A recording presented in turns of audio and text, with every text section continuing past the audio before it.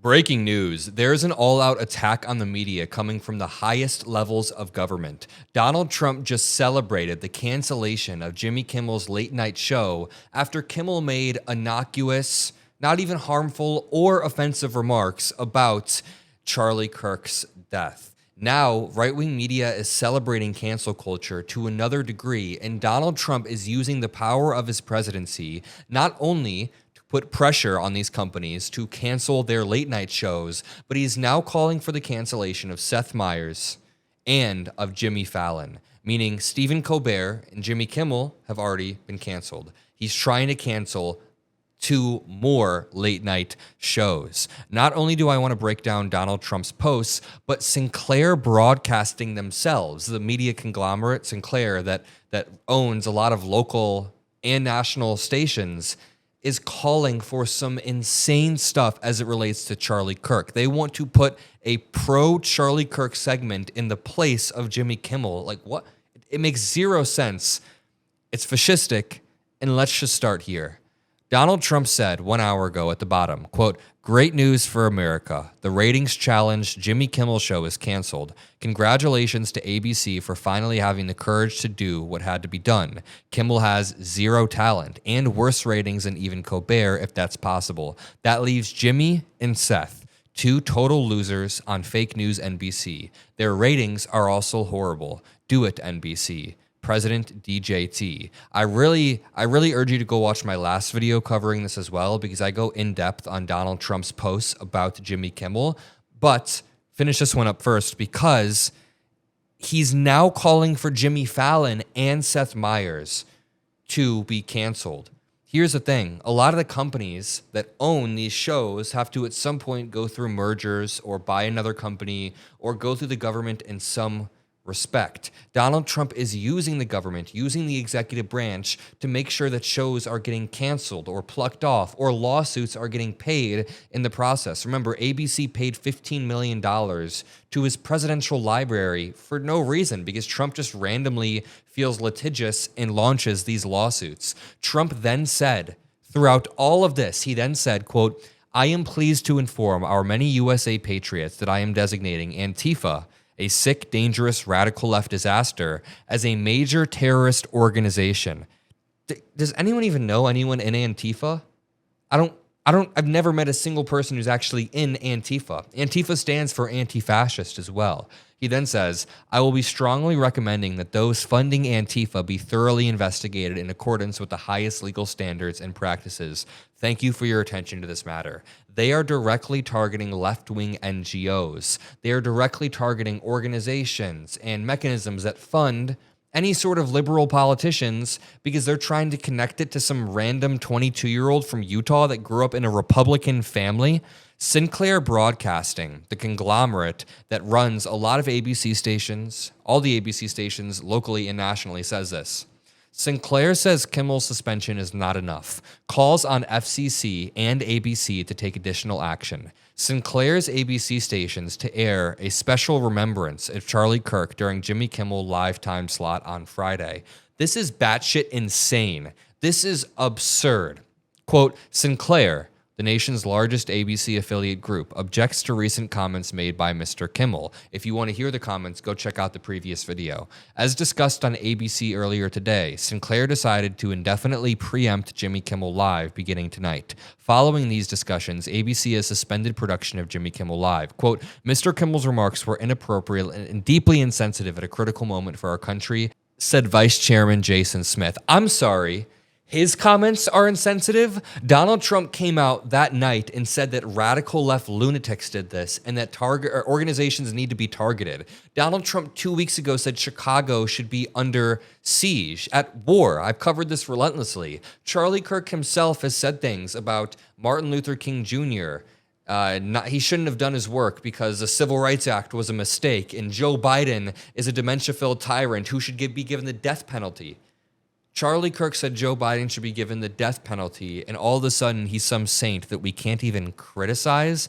To continue reading this, quote, "Sinclair's ABC stations will air A special in remembrance of Charlie Kirk this Friday. Sinclair will not lift the suspension of Jimmy Kimmel Live on our stations until formal discussions are held with ABC regarding the network's commitments to professionalism and accountability. Sinclair also calls upon Mr. Kimmel to issue a direct apology to the Kirk family. I say that Jimmy Kimmel should hold the line. I will promise you all one thing. On this show, we will continue to hold the line. There's no outside investors. Nobody can tell us what to do or what to say. We will continue to push back. And I want to bring you on to the next segment. To further break down the gravity of the situation, I'd like to welcome to the channel our lead policy advisor, Micah Irfan, a first-year law student at the University of Virginia. Micah, can you break down just the insane demands that Sinclair is making? Not only are they announcing that they're not going to broadcast Jimmy Kimmel's show anymore, but they said they're actually replacing his slot with a slot that's remembering Charlie Kirk,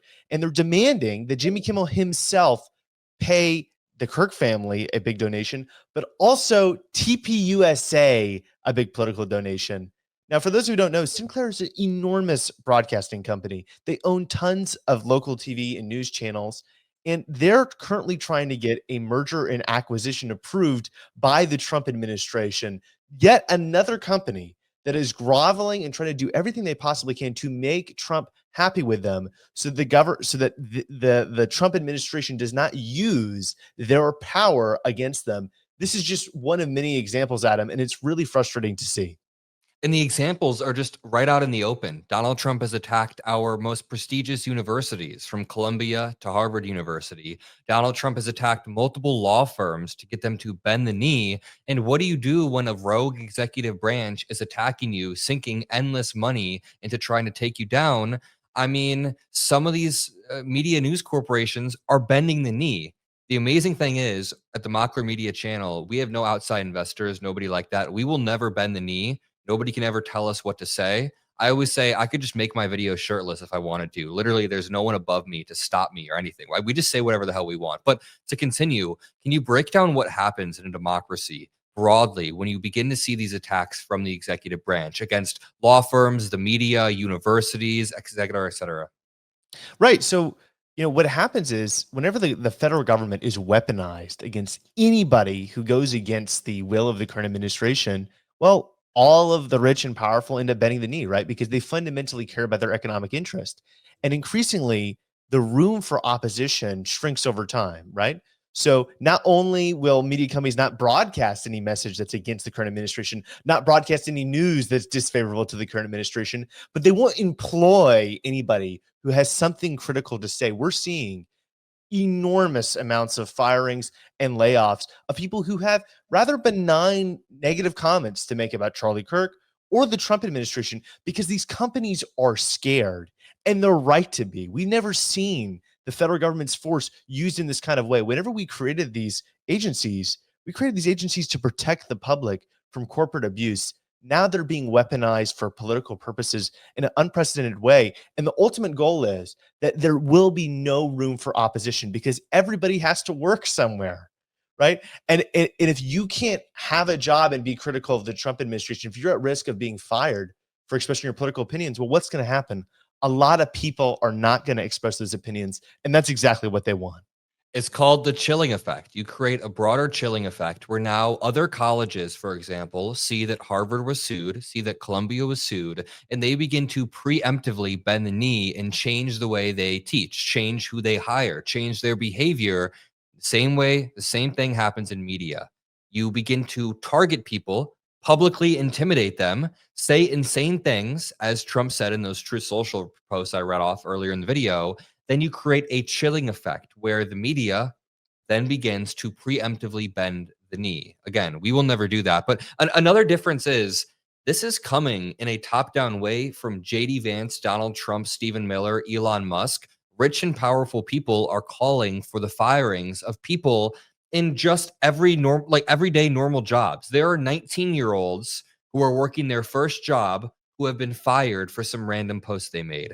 There are teachers who have been teaching for decades who have been fired. People have been fired from all different positions for innocuous, random comments they made saying, I didn't agree with Charlie Kirk, but he didn't deserve to get shot, and he seemed kind of hateful. Boom, you're fired. It is public intimidation to the highest degree. If you appreciate the commentary, make sure you drop a like. Make sure you check out Micah Irfan in the description below. You don't want to miss him. You do not want to miss him. Subscribe to him below. Micah, thank you. Peace out. Thanks, Adam.